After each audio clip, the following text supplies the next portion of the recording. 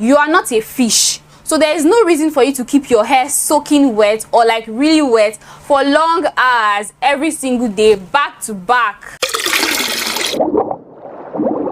Quieres hacer, ya sé, bebé, no sientes lo mismo,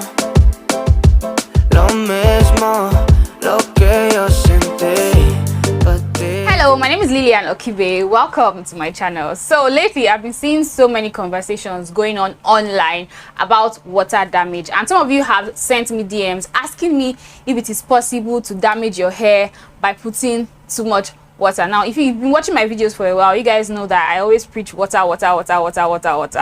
So it's only normal for you guys to come back to act like, hey, like, is it possible for me to damage my hair if I use too much water? So in this video, I'm going to be talking all about that. So if that sounds like something that you're interested in, then please keep on watching. A few videos away, I talked about the principle behind moisturizing hair and like basically what moisturized hair means and all that. So I feel like if you've not watched that video, you should go ahead and watch it because it's to give you a better understanding of what I'm going to say now.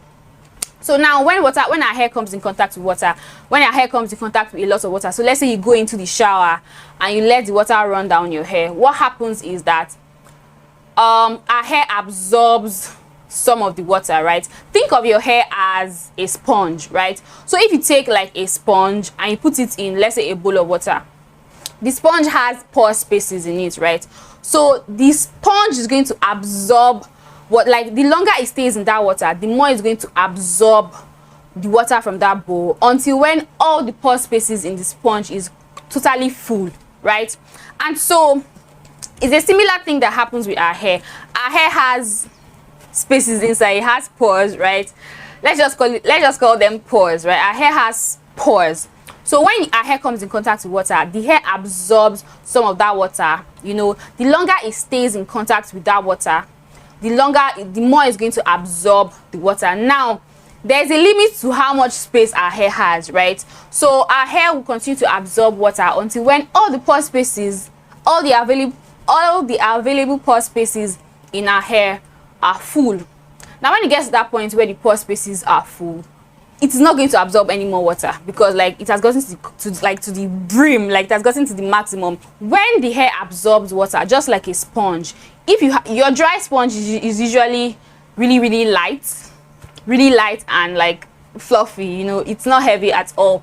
But when you immerse your sponge in, by sponge I mean like all those foam kind of sponge, all those like foamy kinds of sponges, right? So when you immerse the sponge in water, what happens? The sponge absorbs water, and when the sponge absorbs the water, it becomes heavy.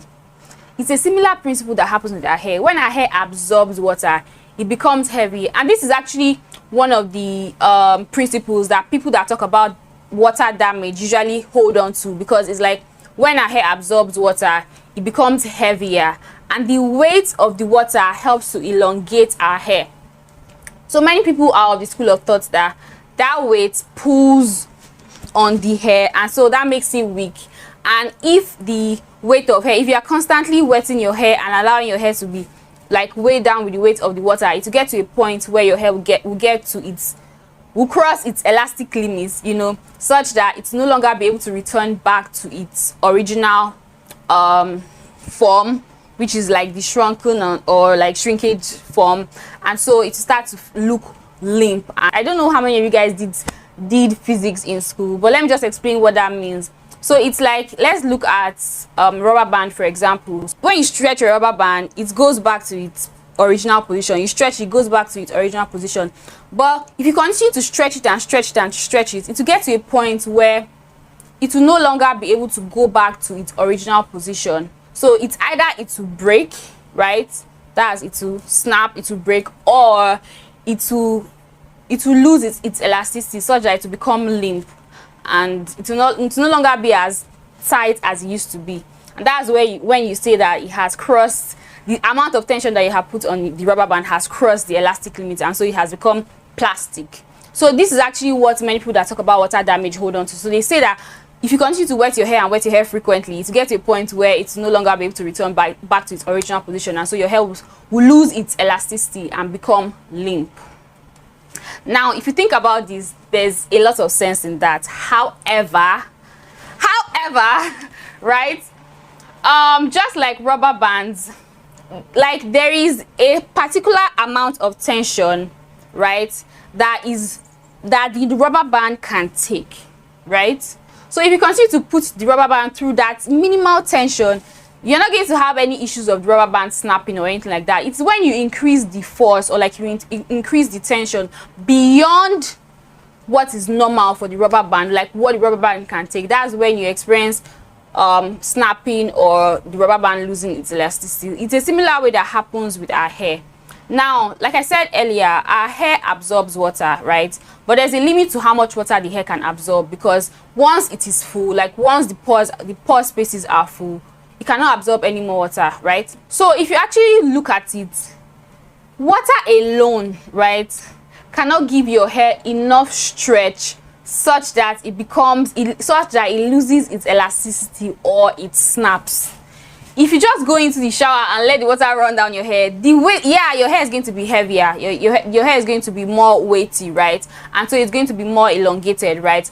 But that weight of the water alone will not give your hair enough stretch such that your hair loses its elasticity. And that's why for many of us with kinky, I don't know about people with straight hair, so I'm not talking about people with straight hair, but for people with kinky coily hair, when we go into the shower, yes, our hair is more elongated, but even when our hair is soaking wet, when our hair is like really soaked in water, our hair still has some shrinkage, like it still has some shrinkage. And when we are talking about elasticity and stuff, for kinky coily hair, it's a lot different, because our hair naturally has coils, right?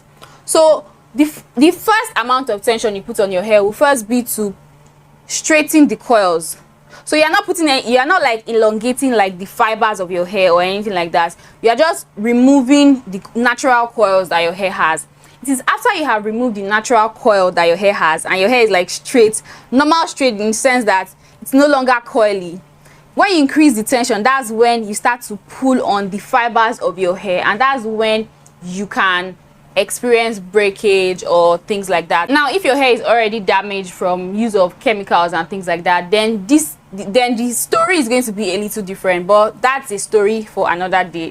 when you go ahead to add products on your hair, the product adds more weight into your hair, and even with that, it is still not enough to put that much pressure on your hair that will cause your hair to become limp and lifeless just because of water, right? So in that, looking at that argument, it doesn't really count, because the water alone does not stretch your hair enough for that to happen. The next thing we're going to be talking about is after you have come out of the shower. Let's say you have, gone into the shower, you have allowed the water run down your hair and things like that, then you've come out of the shower.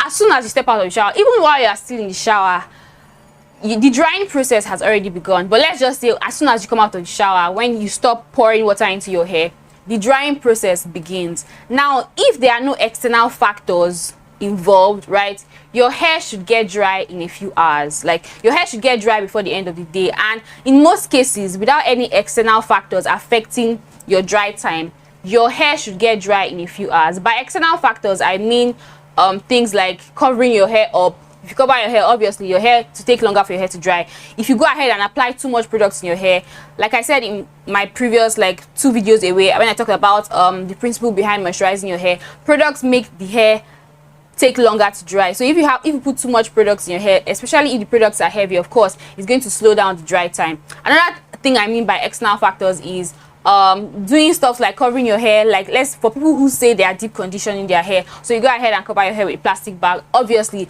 that will slow down the dry time for your hair, right? Then another thing I mean by external factors is like the weather condition. So let's say it's raining all day, the atmosphere is really humid and stuff. Obviously that will slow down the dry time. But all things being equal, on a regular normal sunny day when it's not raining, in a few hours, no matter how wet you made your hair, if you go outside in a few hours, or you just go about your day, basically in a few hours your hair will be dry. That is the norm. Right? So I say all this to say that our hair knows how to behave when it comes in contact with water. Even when you so-called put too much water in your hair, our hair knows how to behave. It drinks in what it can drink, right? And then as soon as you stop the process of wetting, it starts the drying process, right? And so our hair knows how to behave basically when it comes to contact with water. It's just like also when we drink in water, right? Our body knows how to behave when it consumes water. It knows how much water it needs. It knows how much water it will take in, and it knows how much water it's going to release, and they are going to let go of through sweat or through like urine and things like that. So we should stop. Our hair is smarter than we think. So if you are being a normal human being that does normal humanly things, right, you really have nothing to worry about when it comes to water damage. You are most likely not going to experience anything called water damage throughout your lifetime. And that is me being completely honest with you, right? So is it possible to damage your hair when your hair comes in contact with water? Yes, it is possible. And that's because most times we engage in bad hair practices when our hair is wet and things like that, and then we go ahead to blame the damage on water. So let's say you're someone that you wet your hair, let's say every day. Let's say whenever you're having your bath, you allow water to run down your hair every day, and then you always dry your hair with a blow dryer, or like you always dry your hair with or like you always dry your hair with heat. Obviously that heat is going to cause damage in your hair down the line. So it is not actually the water that is causing the damage, but because you always dry your hair with heat, so it is that heat that is damaging your hair, and so you just think or you assume that it is water, but it is not actually water.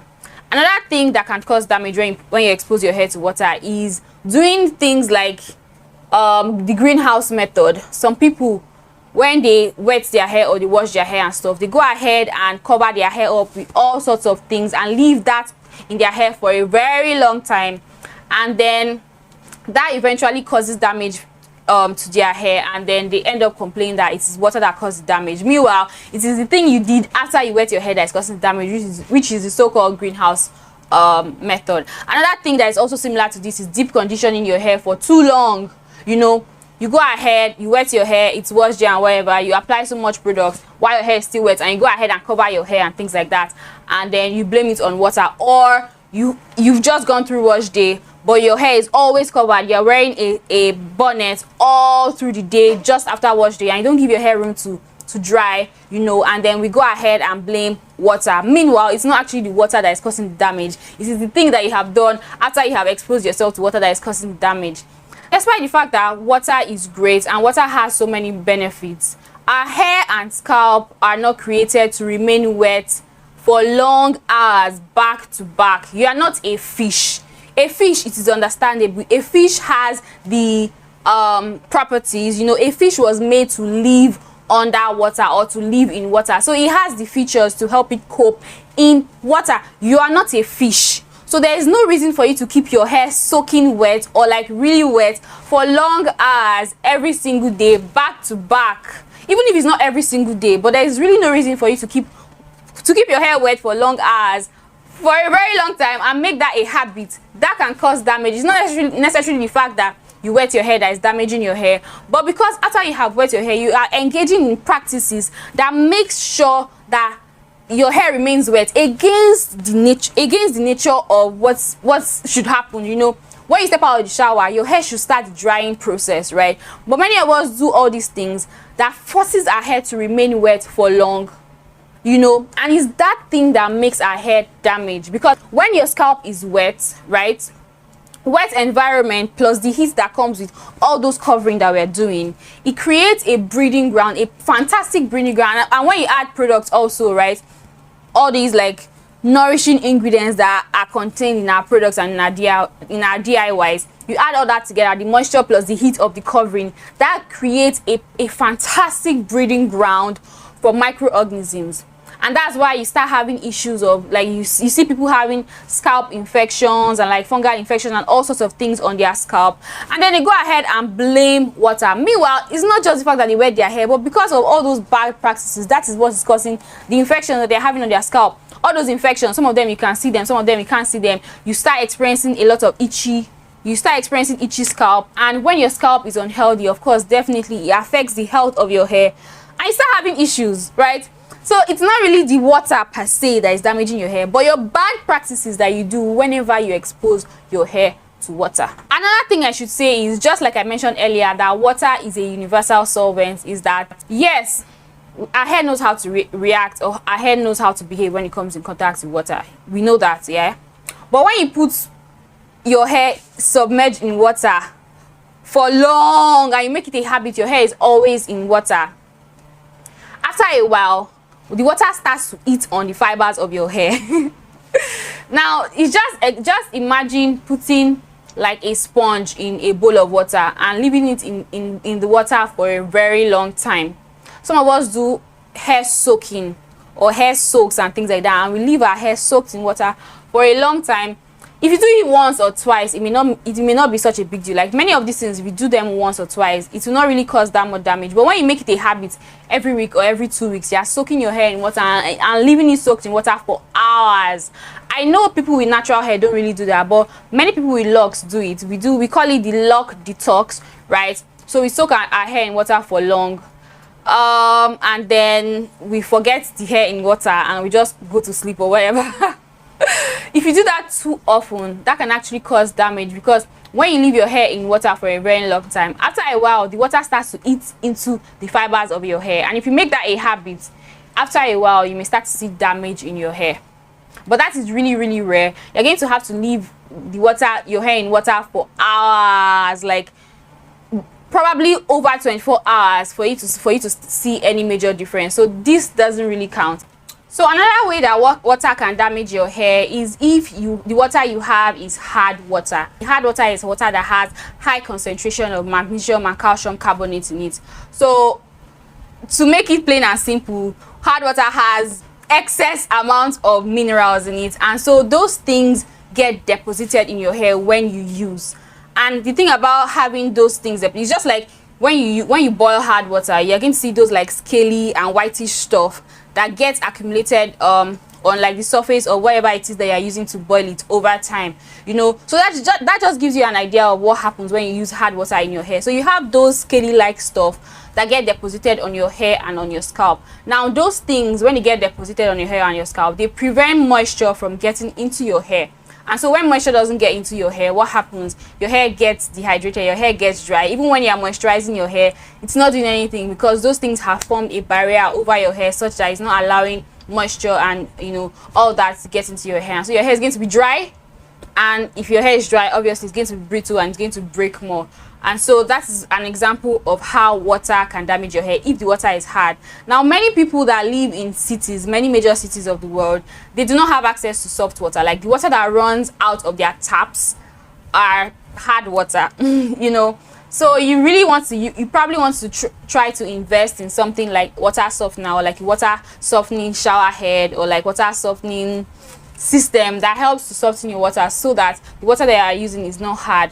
And I feel like it is actually this that makes people say that water damages their hair, or water dries out their hair, or water makes their hair dry and all that, because many people do not have access to soft water. The water that they have is hard, and that is why they are giving water bad name. But really, water is good. Water is really good for your hair, but because the integrity of the water you have is like really low, like your water is not good water, and that's why you're giving every water a bad name. But the problem is your water, not water in general. Now another thing I want to say here is that on rare occasion, like there are certain people that have let's say that have profession that makes it impossible for them to stay away from like allowing their hair to be wet all year round. For example, people who are professional swimmers who get to swim every day, like they train every day, you know, for probably swimming competitions and things like that.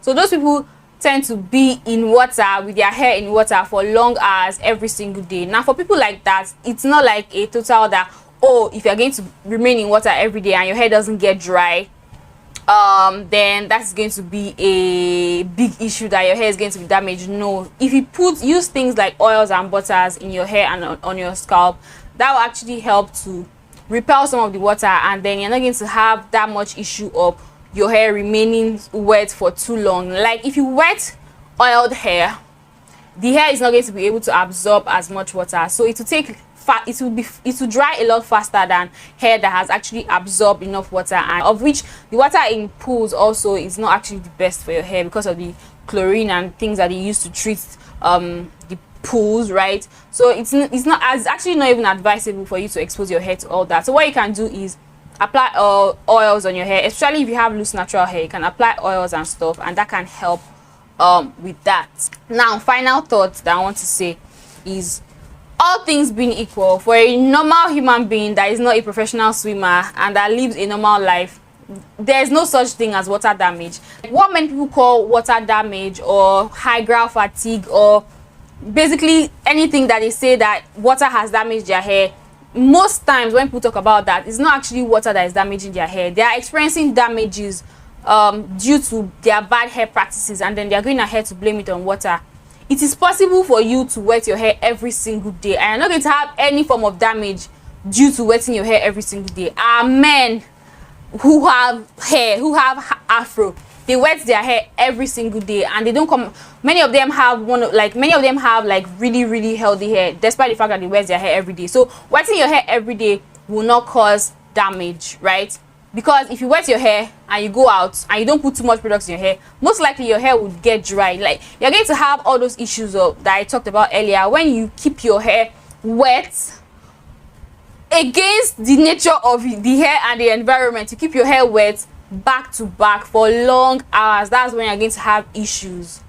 But ideally, if you wet your hair every single day and you go about your life without putting too much product in your hair, without covering your hair up, without wrapping your hair up and things like that, most likely your hair will get dry. Like, it will get dry, and as soon as your hair dries, like, you're not going to have any issues. Issues arise when you keep your hair wet back to back for too long, because we are human beings, we are not fishes.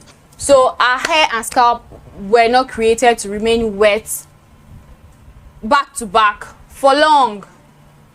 So if you live a normal life, you're not going to have any issues with damage. Water alone will not damage your hair. As long as the water you have is not hard water, go ahead and wet your hair. But just make sure that your hair doesn't remain wet round the clock. Like, if you are someone that's somehow your atmosphere is really humid, right, and your hair is really long and really thick, and you know that if you wet your hair in the morning during the day, it will not get dry until the next day. When you are washing your hair, it is still not dry, then you probably want to readjust your routine to see how you can do it, right? But I feel like I've talked long enough, so I'm just going to end this video here.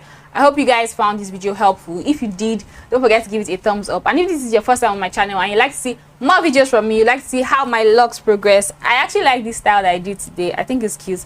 Anyway, if you like to see how my locks progress, then definitely subscribe and make sure you click the notification bell so that every time I upload a new video, you get a notification. Thank you so much for watching. See you guys in my next video.